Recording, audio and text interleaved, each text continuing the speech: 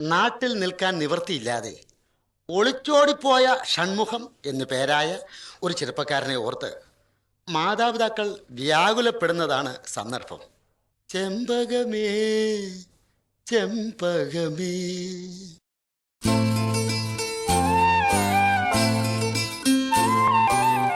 ഷൺമുഖമേ ഷൺമുഖമേ, നീ എവിടെ എൻ മകനേ?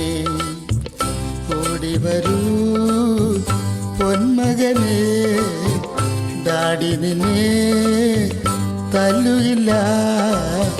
ഷൺമുഖമേ ഷൺമുഖമേ, നീ എവിടെ എൻ മകനേ?